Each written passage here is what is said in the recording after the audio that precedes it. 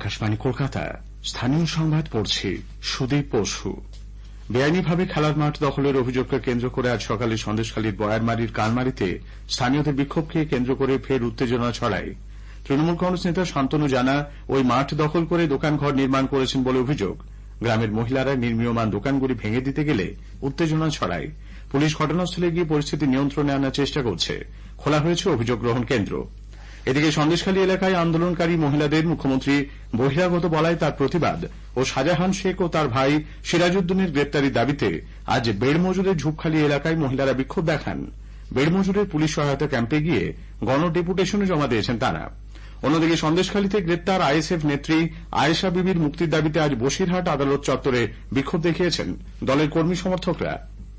কেন্দ্রীয় মন্ত্রী কিরেন রিজিজু আজ দক্ষিণ চব্বিশ পরগনার সাগর বিধানসভার রুদ্রনগরে গ্রাম চলো অভিযানে অংশ নেন। গ্রামবাসীদের সঙ্গে কথা বলেন তিনি। পরে সংবাদ মাধ্যমের মুখোমুখি হয়ে সন্দেশখালী ইস্যুতে রাজ্য প্রশাসন ও মুখ্যমন্ত্রী মমতা ব্যানার্জির কড়া সমালোচনা করেন। संदेशखाली में जो भी घटना हुआ है ये सिर्फ पश्चिम बंगाल के लिए नहीं, पूरा भारत देश, पूरे इंडिया के लिए ये शर्मसार करने वाला घटना है।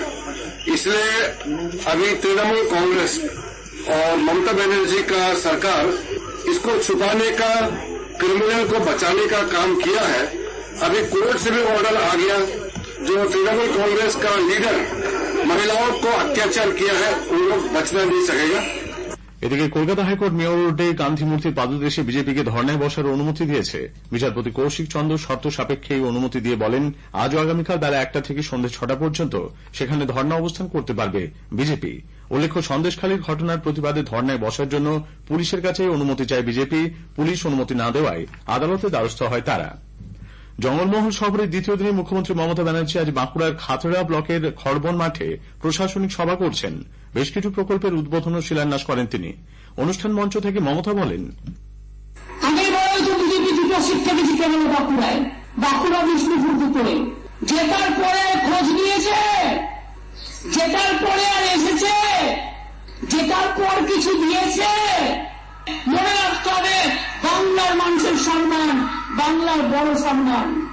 আমরা ভিক্ষে চাই না, আমরা মানুষের অধিকার চাই।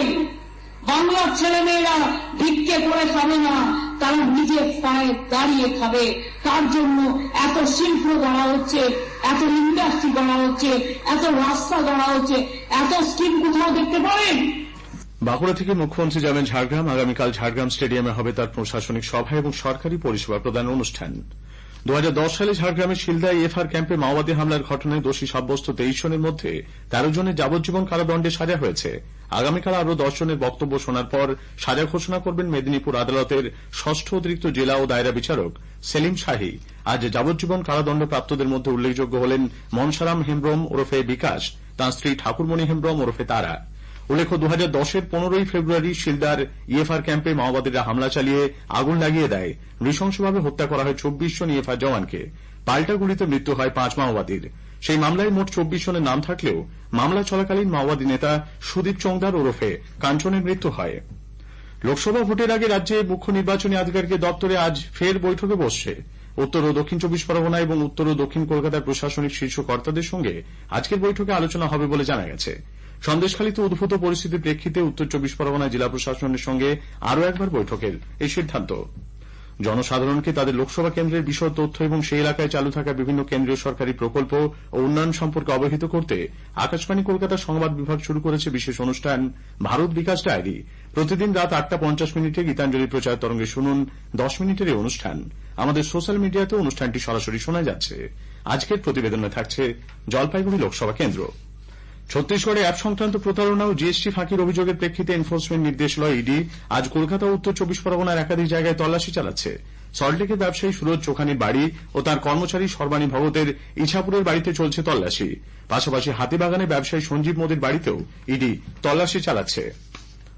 কলকাতার সেন্ট্রাল অ্যাভিনিউতে মোহাম্মদ আলী পার্কের সামনে আজ ভোরে একটি তেলের ট্যাঙ্কার নিয়ন্ত্রণ হারিয়ে একটি গাড়িতে ধাক্কা দিয়ে উল্টে গেলে সেটিতে আগুন ধরে যায়। ক্ষতিগ্রস্ত গাড়িটি এমনকি পাশের একটি বাড়িতেও দ্রুত আগুন ছড়িয়ে পড়ে।